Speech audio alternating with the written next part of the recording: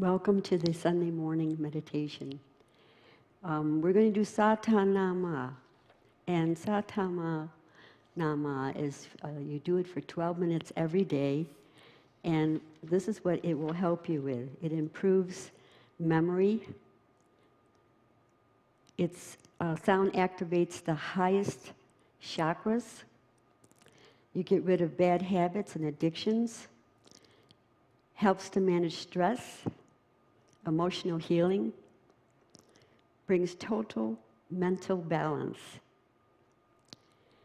Now, isn't that something you would like to do every morning? And you just do it for 12 minutes. And what you're going to do is you're going to do Sa-ta-na-ma. Sa is the beginning, infinity. Ta is life, existence. Na is change and the transformation of consciousness. Ma is rebirth, regeneration. 12 minutes every day. You can put some music on and then do it to just beautiful sounds of ocean. And it's going to be sa, sa, ta, na, ma. Okay.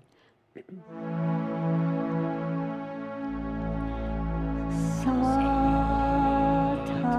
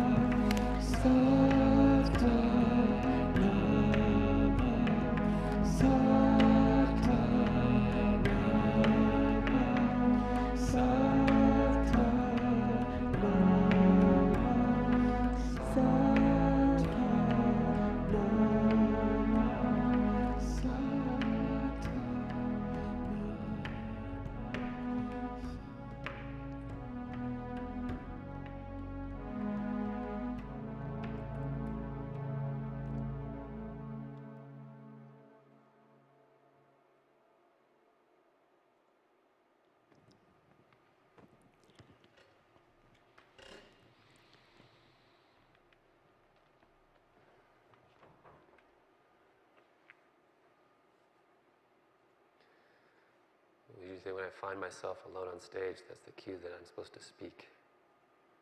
So I guess that's the cue. Good morning, everyone. Thank you for coming out this morning. I was in town, so I figured I would give Jack and Santisha a break, so I'll be covering this service and the second service this morning.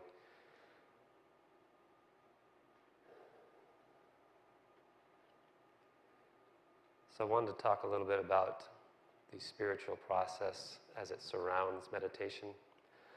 A lot of time there's a lot of talk around the concept of meditation itself, but really what happens around meditation is significantly more impactful oftentimes than meditation itself. So in my 20s and 30s, there was a lot of energy spent on trying to shore up external circumstances to make a better internal experience. Some of you might have experienced that. So I got big into real estate, a lot of real estate investing, a lot of properties I owned, a few in different states.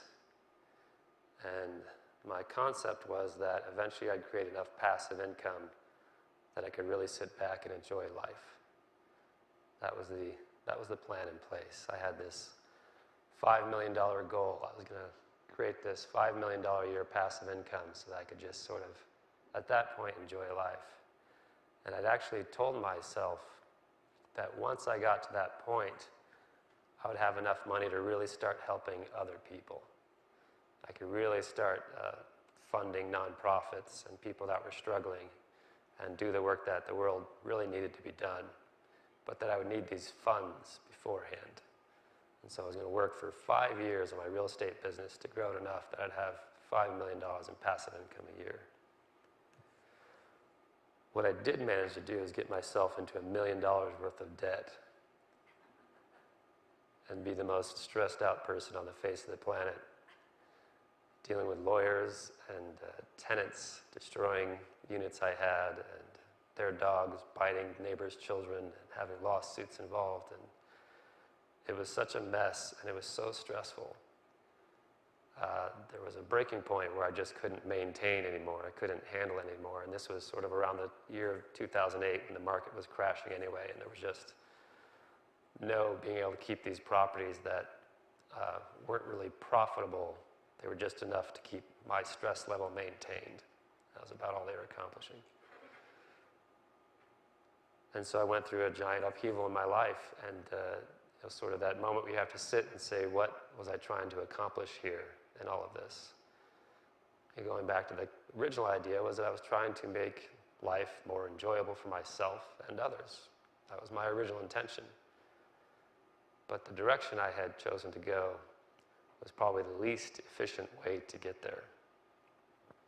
I was really trying to shore up my external circumstances to benefit my internal experience, as if it was an outside-in formula that would bring about happiness and joy and fulfillment for me and others. Well, if you've been on a spiritual journey for any amount of time, you realize that's not really the case. If you've been around people that have real estate businesses or they have thriving businesses, it doesn't necessarily mean that they have a really healthy internal experience. Even if they have managed to create that $5 million a year in passive income or $100,000 a year in passive income, it doesn't necessarily equate to a healthy internal circumstance for them. And I was around a lot of these people during that time, before that time, and after that time to see that even those that were at the place I was trying to get to weren't necessarily enjoying their life. They kept tagging on more things to distract themselves, but they weren't necessarily enjoying life in the way I had been aiming to enjoy it. So that's nothing new to any of you, I'm sure. We've seen that in the media, we've seen that in our personal lives and the lives of those around us. So at some point we turn to meditation. We hear that, no, actually you're supposed to be working on the internal experience to shore up the internal issues, and that's what's going to bring about joy and bliss for you and those around you as you start to share that experience with others. So then we shift, and that's what I did. I still had a dwindling meditation practice throughout all that time, but it wasn't getting much focus. But after I had it all sort of go up in flames, I returned to my meditation practice a little bit more stringently. It was hard. My mind's whirling about as I'm trying to meditate. I'm reading about different techniques, so I'm sort of doing a spiritual buffet of techniques where I'm trying different things and I'm mashing them all together, and they weren't necessarily designed to be together, and I'm doing this breath technique with this hand gesture and this posture and this. I'm like, it's better than what I was doing before, but it's not really moving me forward. I'm kind of just sitting there and battling my consciousness for a half an hour or 45 minutes or 5 minutes, whatever I was doing at that time. Which was, I'd tell people, if I did an hour meditation, I felt like I maybe got 1 or 2 minutes of actual meditation out of it. Most of the rest of the time was dealing with an itch, an uncomfortable hip, a thought, a worry, a concern. But 1 or 2 minutes of actual meditation wasn't bad. I was getting somewhere. So then I started to realize something more going on in my meditative practice. And I started studying the work of Paramahansa Yogananda, the guru who came to the United States to try to merge and heal Eastern and Western traditions. It talks a lot about the 5 sense telephones, which are our 5 basic senses of touch, smell, taste, hearing, sight. He calls them the 5 sense telephones that are constantly ringing, trying to get our attention to answer. And that if we're not addressing these telephones to get them to stop ringing, we're just never going to have a real go at meditation. Because all we're going to hear is them trying to get our attention, trying to get us to pick up the phone and say, what is it? So if we're not addressing these, we're not really going to have that much success in meditation.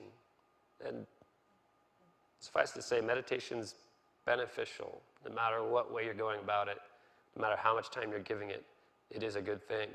It is beneficial. But if you're really looking to grow, you have to start looking at a broader spectrum of stuff that's going on in your life to make that meditation practice really take off. So then it was really kind of a return to the idea of shoring up external circumstances, but coming at it from a different direction. I had reached a place where I was trying to meditate enough to compensate for the chaos I was allowing in my life. Does that make sense? I thought, if I'm allowing so much chaos in my life, I'm watching horror films, I'm reading books about tragedy, if I'm going about my day, listening to the news and getting all energized and adrenaline pumping when things are going on, there was an amount of meditation I could do to counteract that. So I could still do that. It's sort of the concept that if I exercise enough, I can eat pizza all day.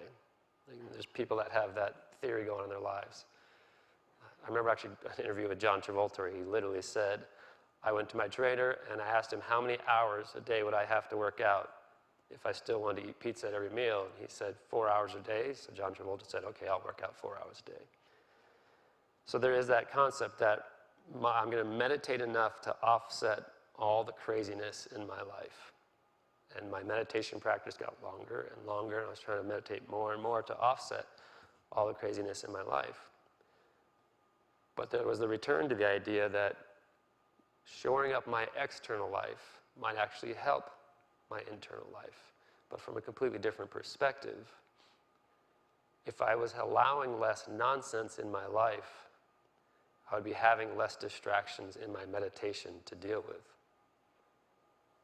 These 5 sense telephones, the more they're agitated, the more they're excited throughout the day, the harder it is to get them to quiet down when I sit in the evening to meditate or when I wake up in the morning to meditate. And so really it's a return to the idea that it's not just my meditation practice that matters. It's actually what I'm doing throughout the day that matters. If my work is incredibly stressful and I'm worrying about my work constantly, it's very unlikely that when I sit down to meditate, that's just going to go away. If I haven't figured out a way to make my work less stressful while I'm doing that work, it's almost impossible to not just carry that into the time when I'm sitting trying to meditate to compensate for the stress of that work. So I really have to look at my outside circumstance again, but once again from a different perspective. I have to calm down the chaos in my life if I expect to have more of an opportunity for actual meditation when I sit down to meditate. I'm going to have less drama that gets my adrenaline pumping in my day-to-day life if I'm going to have less adrenaline pumping when I'm trying to meditate. Right? I'm going to have less agitation on my physical body in my regular life if I'm expecting my body to be comfortable when I sit down to meditate. All those things you start to realize are just completely intertwined, and one is feeding into the other, and at some point, for me, I'll speak for myself, I realized there really is not an external experience and an internal experience. There's just this experience, and each of them feeds into each other. My meditation should be feeding into my day to make it more relaxing, less stressful, more awakened. And then my day-to-day experience, if I'm moving through it with love and with kindness and with calmness, it's going to feed into my meditation practice being deeper, more relaxing, more healing, more energizing to my body. So I can't just go about living the nonsense life I've been living and thinking I can meditate enough to compensate for that. So if you've been on a meditative practice, you know that a lot of times there's preparatory work leading into meditation, and that is crucial work. And it might, some practices might be an hour of preparation before you're actually just sitting to meditate, to spend that time quieting the mind, quieting the body, preparing the body for the act of sitting and meditating. And part of my practice, I would say, is at least 75% of it is just in preparation for meditation. That it really takes that much energy and time to prepare the body to be able to sit and meditate. But it doesn't start at the moment where you've said, I've decided now I'm going to meditate. Now I'm going to start my practice to prepare to meditate. It really starts the moment you wake up. And your entire day should be in preparation for the moment you're going to sit down to do that meditative practice, or when you wake up in the morning to do that meditative practice. What's fascinating is as you start to intertwine those two things, you notice that the things that you were kind of just doing out of a regular habit during the day become less desirable to you or become more disruptive. And so I saw, as I was working those two things, and I think it might just be me, I don't know other people, I'm hypersensitive to violence in movies and sex, I'll just say, nudity and stuff that's portrayed in films and movies and books and stuff like that. I'm hypersensitive to it. And it really disrupts my day. It really disrupts my meditative practice. Books that are over-dramatized and emotional with strife and trouble and news media and TV shows, and to the point where it's, I'm almost forced to be watching G movies at this point, to the detriment of my wife, who we try to sit down and watch a movie. What can we watch? I'm like, wow, that's an R. I don't know if I'm going to be able to handle that. Do we have anything that's PG-13 or lower that we want to watch? Disney preferably. Because I really am hypersensitive to that, and it disrupts the natural calm I'm trying to create throughout the day. Where if I do allow myself, to check in with the news and get hyped up by the drama, or I wind up watching a TV show that someone recommended and they don't know my sort of very low threshold for disruption, when I go to meditate later on, my brain is just in chaos. It's just the imagery I've seen is flashing, and all that stuff, it's so hard to turn it off.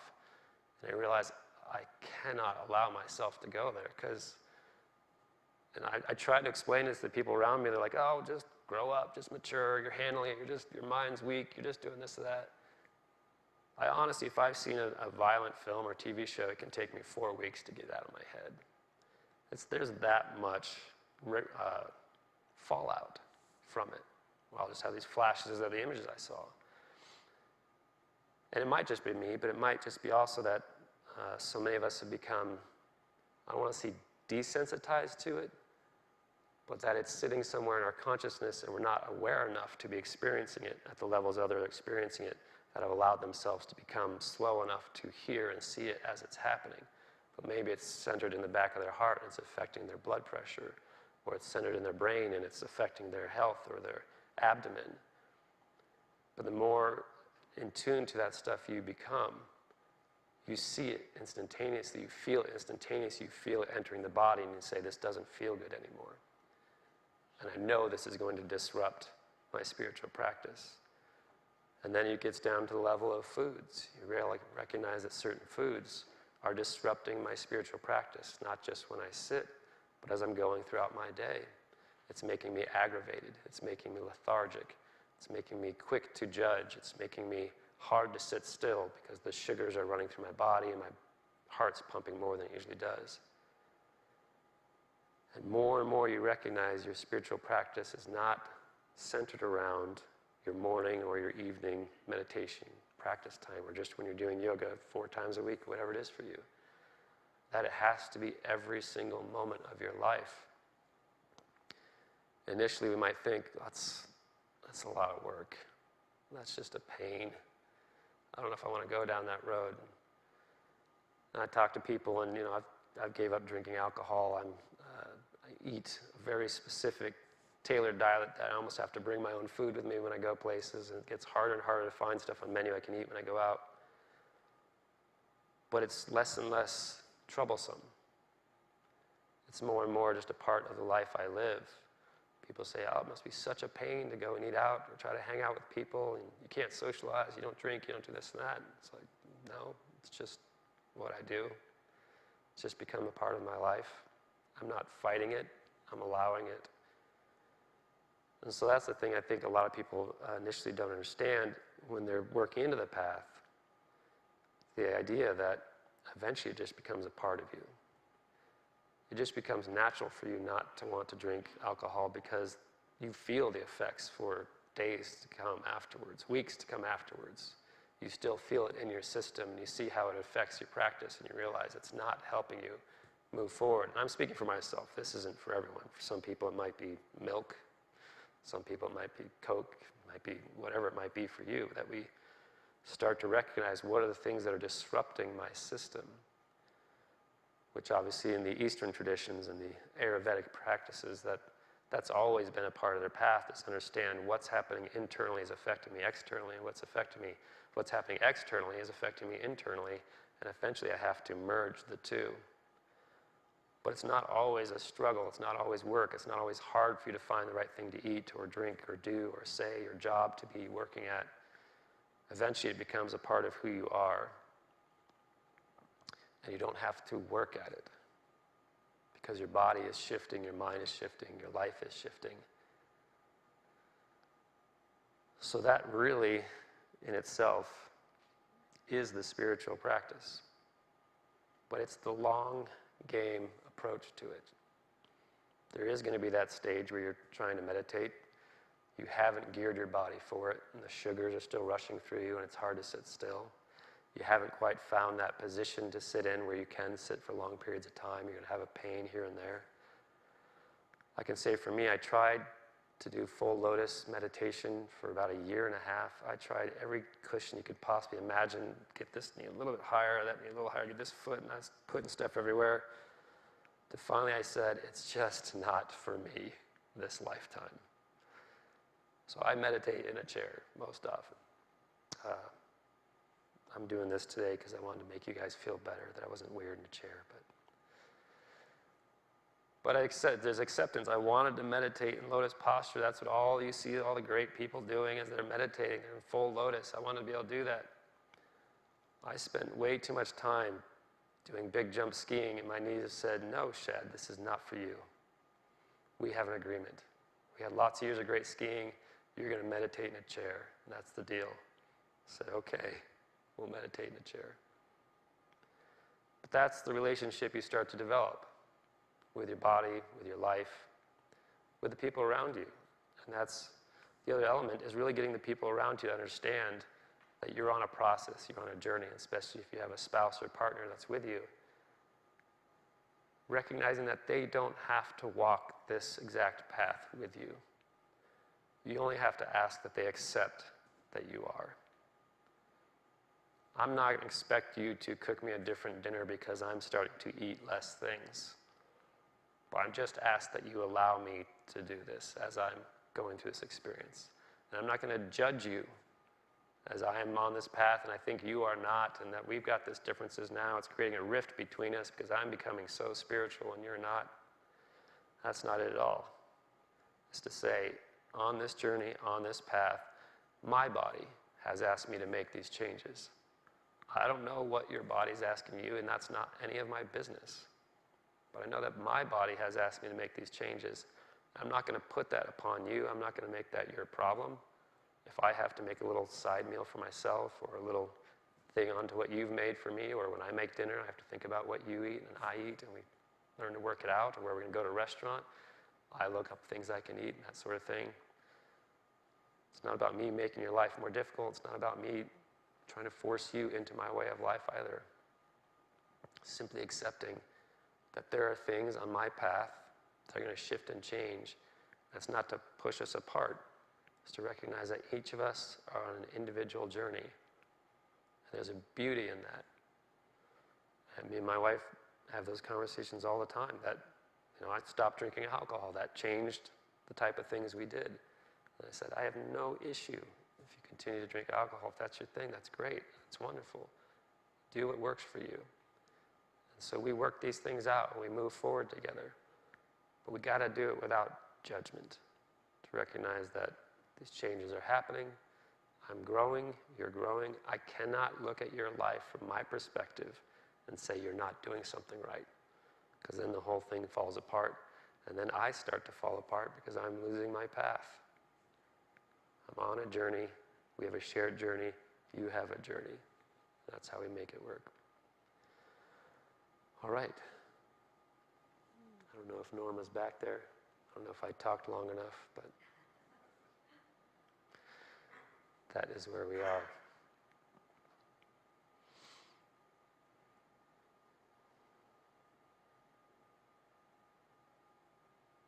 Any questions?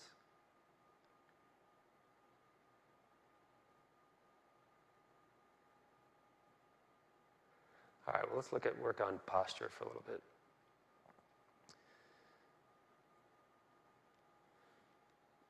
Honestly speaking, it took me about 4 years to find my meditative posture. And I'm on a path that has a couple different avenues I can take to be into that posture.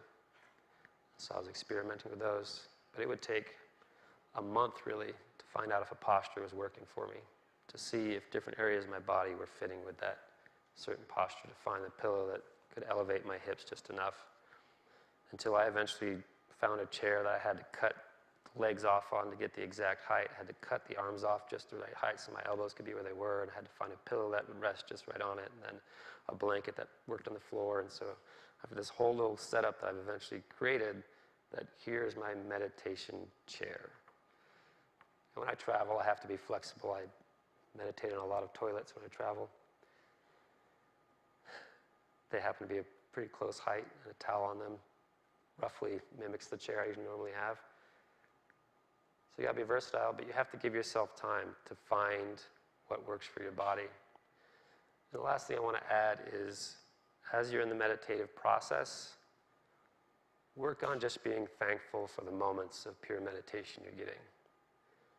What's some really powerful practice I've had recently is that when my mind wanders, or I hear a noise or something happens, when my mind comes back, I say thank you. Welcome back. I don't chastise myself. I don't try to analyze what I was thinking about or what dragged me away or what happened. How did I get off my breath work? I just go, welcome back. Thank you. Please stick around. And go back into my practice. If I hear a noise, I go, thank you, and allow that to bring me more attention back to what I was doing. Thank you. As if it was a gong or a bell that I had set up to bring me back into focus if I had gotten distracted. Allowing the world to be a part of my spiritual growth, no matter what it is. All right, what do we do now? I guess we meditate. You do all know this is my son, I didn't even introduce myself. Just so famous, I just assumed everyone knew.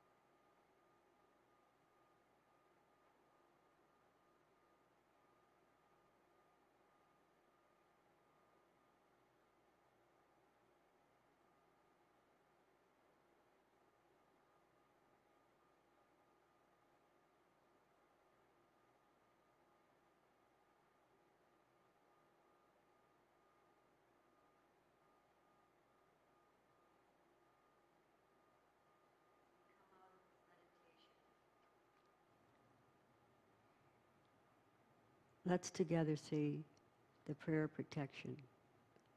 The light of God surrounds us. The love of God enfolds me. The power of God protects me. The presence of God watches over me. Wherever we are, God is.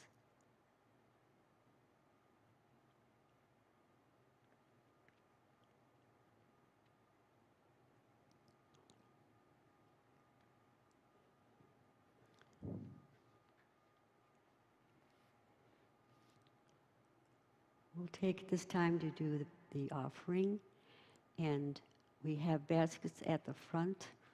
As you leave, you can place your donation in there, and we have many other ways that you can donate online, texting.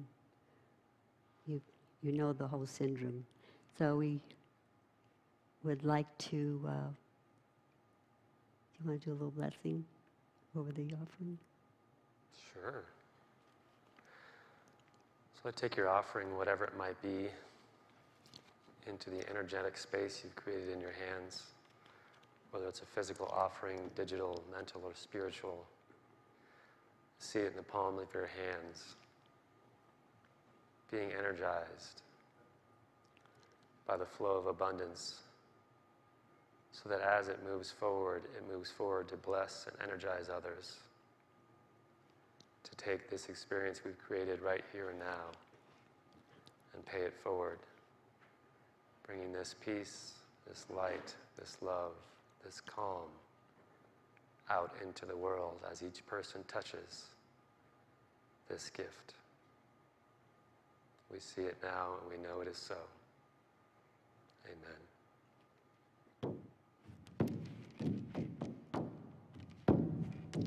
I am sustained by the love of God, by the love of God. I am sustained by the love of God, by the love of God. Wherever I go, whatever I do, whoever I think I am, wherever I go, whatever I do, whoever I think I am sustained by the love of God, by the love of God. I am sustained by the love of God, by the love